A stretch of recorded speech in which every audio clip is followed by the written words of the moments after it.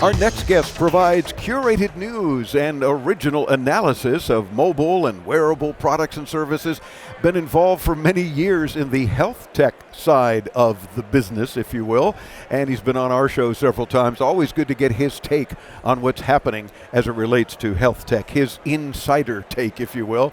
So he's the health tech futurist from Health Tech Insider, Alfred Poor. Alfred, welcome back into Tomorrow. How you doing? Thank you so much. Well, I'm still on my feet. I'm vertical, which That's is always a good sign at CES. Yes, it beats the alternatives. It does. It does. And of course, as we record this interview at the Showstoppers After Hours press event, we've still got 3 days of the show to go. Yeah, I only have 2. Lucky you. I get away on Fridays. So. Yeah, well, we don't get away until Friday night late on the red eye back to Miami, but that's life. You know, it's our 25th year here. Oh, so congratulations. Well, thank you. That's awesome. So you got to spend the time and talk to as many people as we can. Yep. And in this case, we also like to get your take on what you have seen so far here in Lost Wages about as it relates to health tech. What's impressing you or not impressing you? So one of the big things is that health tech is just getting bigger and bigger. Oh, of course. And you look in the sands, which is where all this stuff is. It's a lot of the vendors are getting the market's getting more mature. A lot of these vendors are now established. You know, they're stable and good companies. I've seen a lot of companies that I've been following in Eureka Park come upstairs and now get big booths. So Eureka Park, for those listening and watching, of course, would be more of the startups, the small companies, the ones who have a great idea, and we love interviewing these kind of people because oftentimes that's where it's at. Everybody knows the big companies introduce all kinds of stuff. We do enough of the big companies over the 25 years. We want to concentrate on some of these smaller ones who have great ideas and need some good exposure. So, they may start out at Eureka Park, the startup area, and then move, as you say, upstairs to the main floor, right? But some of the big companies are getting very entrepreneurial. Yeah. I mean, Philips, I had a wonderful talk with them. One of the big problems with concussions, with head impacts, is that we don't have an objective way of measuring whether somebody's got a concussion. All they can do is, follow the eye and look at your pupils, and there are a few things they can do, but it's not objective. There's one of the researchers at Philips has developed a blood test that can identify within 15 minutes just how much brain injury you had. Really? Which is so remarkable. A concussion test from blood. Even. From blood. And, wow. and she's measuring 2 proteins in the parts per trillions. Ooh. So and she's got this in a lab on a chip, and it's in a handheld portable device. So military out in the field can assess funding, but a football player on the sidelines. And this is going to remove that subjective part of it. And because one of the problems, a lot of people measure the impact. Is it a big one or a small one? But is one pupil dilated, the other's not? Okay, there's a concussion, maybe. Maybe, but if there's 20 impacts that are little, does that add up to one big one? Who knows? But so this way we know. Wow. So this is but it's just an example of the amazing things that are happening with digital health. Oh, for sure. One of the things that certainly caught my ear, if you will, you mentioned how the health tech industry is maturing, and certainly in the sense of for older folks as well. As we all mature, the health tech industry is helping a lot of us as we get older do a lot of things, hopefully help us even live longer, or at least maybe not as uncomfortably as we might have been. One of the big issues is calling aging in place. Yeah. The AARP has had studies which shows 90% or more of seniors would like to stay living independently in their own home as long as they can, safely and independently. Yeah, my son already jokes about putting me in a home soon. It's like, really? Really? But he doesn't want to take over the show. He said, I guess I can't put you in that soon. Not yet. But you're right. So many people say, I don't want to go to some home. So I want to be in my home. Be in your home. So the problem is that as we get older, we encourage impairments. They could be physical, they could be cognitive, and they could be sudden impairments, like if you have a stroke or if you have a fall.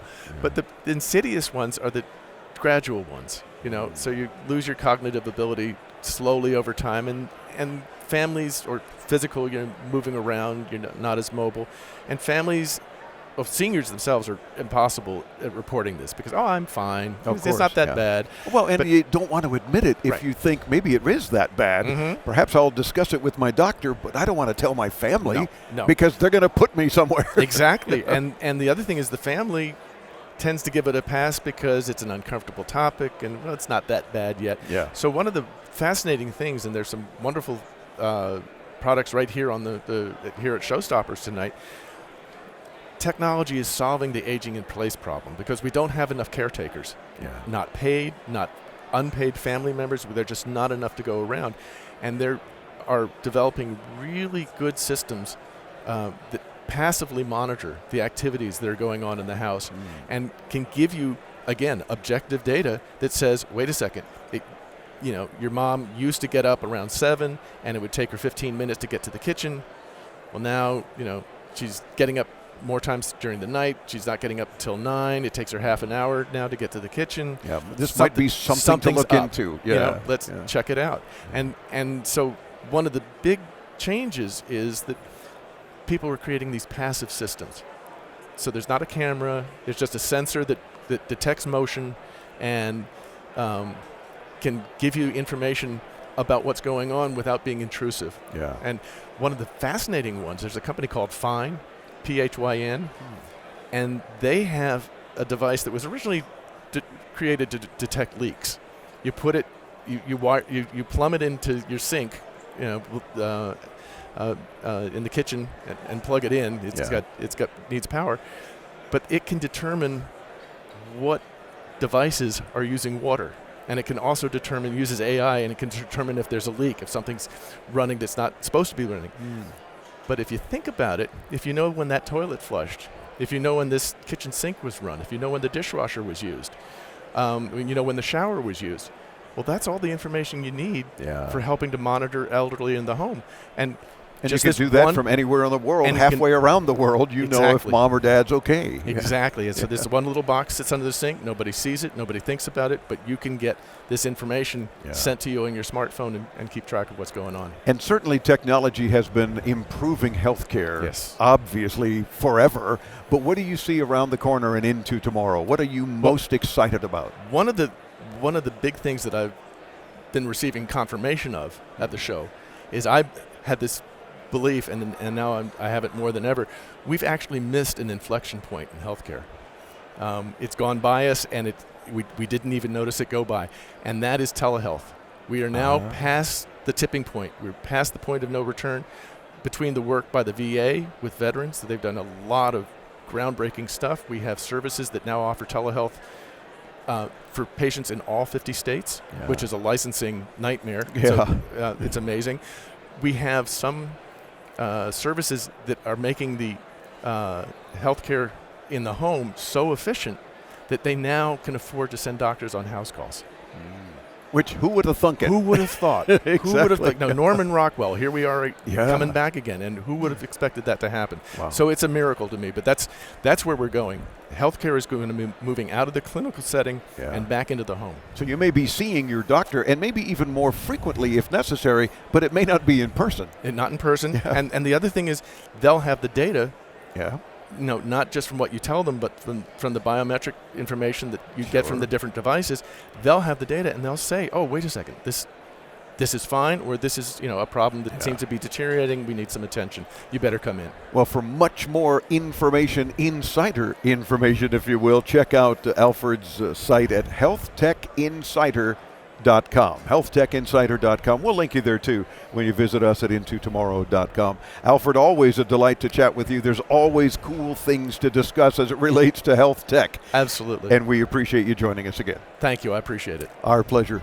Into Tomorrow continues from Las Vegas. I'm Dave Graveline. Again, our 25th year launching on the air from here. We're delighted that you are tuned in. If you've got any questions, comments, concerns, use the free updated new Into Tomorrow app and let us hear from you. Meantime, stay tuned with more Into Tomorrow here on the Advanced Media Network.